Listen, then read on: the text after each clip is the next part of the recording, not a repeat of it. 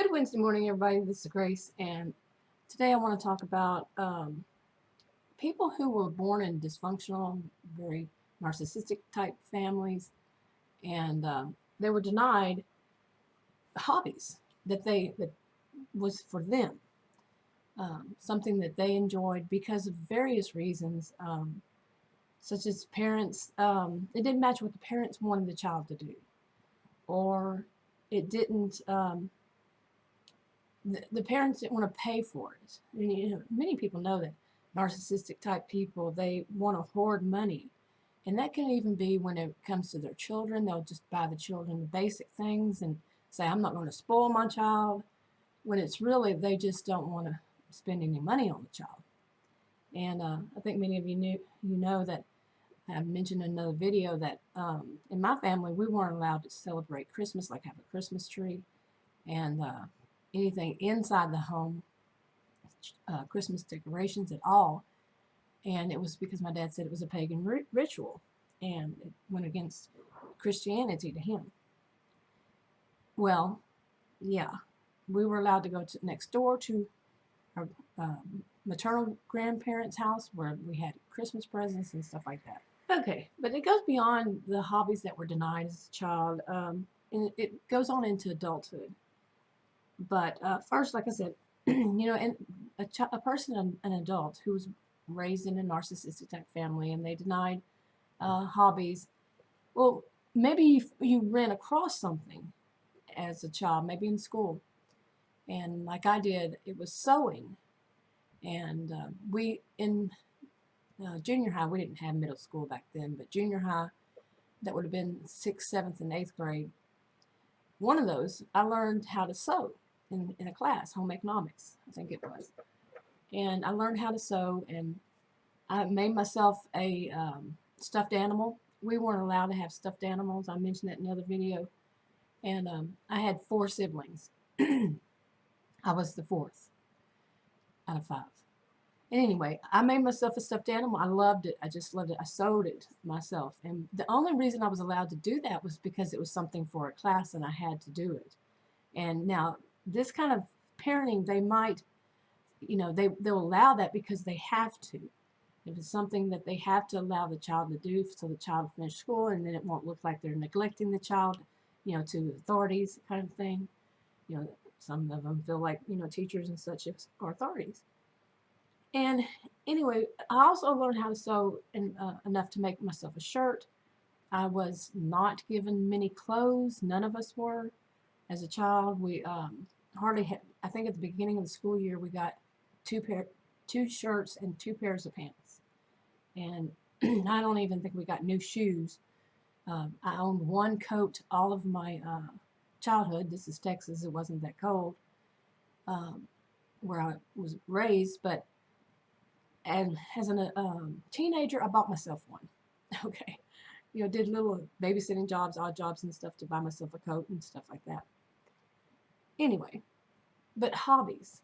Another one was in a class, art class, arts and crafts class. We did macrame, made purses, things like that, and I made myself a purse. And the only reason I was allowed again was because it was for a class.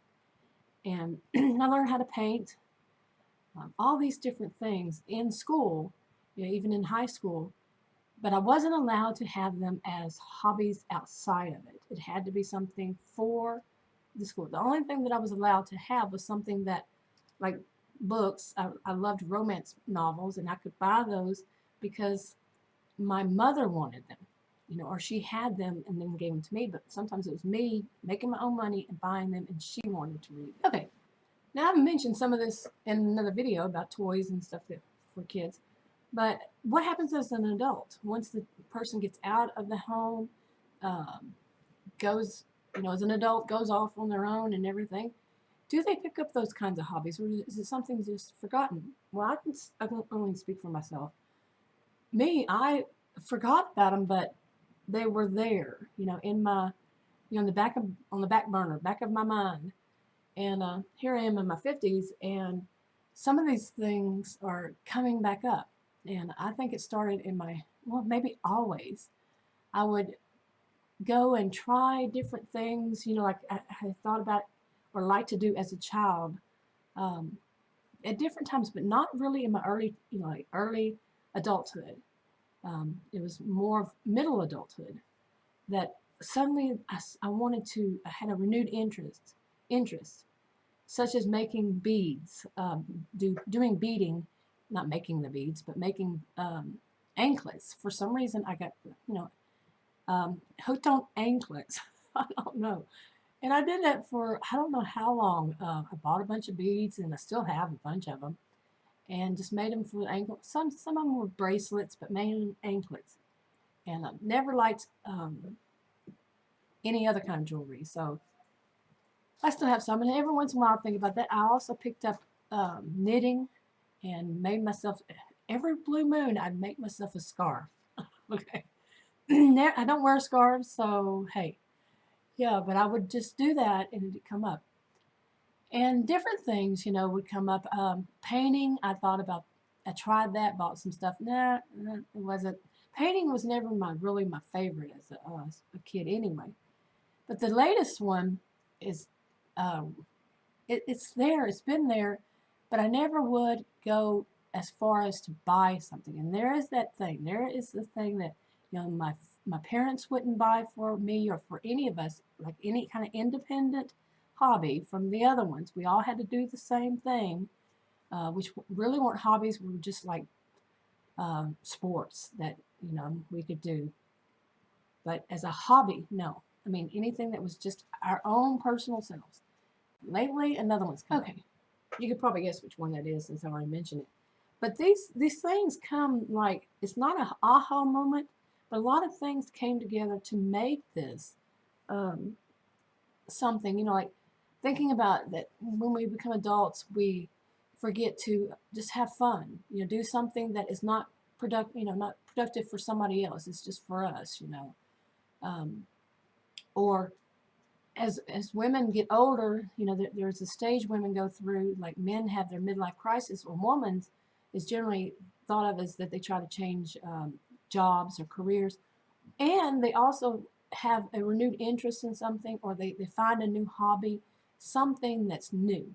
Okay, a lot of different things were coming up to this one, and it's about sewing.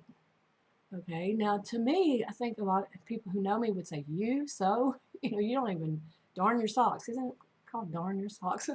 I'm serious. I don't remember all about sewing. I just remember that, yeah, it was something that I could just sit there and relax and enjoy and, do it. And it was something for me. And I'd make myself a shirt, something like that, make something for me. Something that doesn't involve anybody else. It doesn't have to be about them. It's just me. So I went yesterday. I went somewhere. I got online and put on Amazon, everything that actual sewing machine, just a little one, a singer. I gotta have a singer, but just a little one, and the little accessories that go along with it. But one of the things is because I want to make some scarves, believe it or not, yes, scarves, that have Velcro, and it's sewn on Velcro. And because I have this thing, I don't like tying scarves. If I wear one, if I would wear them if I didn't have to tie them on, or snap. Like I like chokers. I don't like them that snap. Or I bought some. They're sitting underneath that tree. Different kinds from Amazon, 3 different kinds, but the clasp ones, nope, can't get it myself because it's a choker. And the other ones are snap-on, and I don't like them. They're like wearing a leash. So I want some that are Velcro. Okay. So I put all this stuff on Amazon because this thing is there in me. It's like it's something I was denied as a child, to have my own sewing machine and to be able to sew material, things like this. And all through the years, it was just always there on the back burner. And I'm like, here I am in my 50s. Why haven't I done it? Why? So I'm going to. What about you? Talk to y'all later. Bye.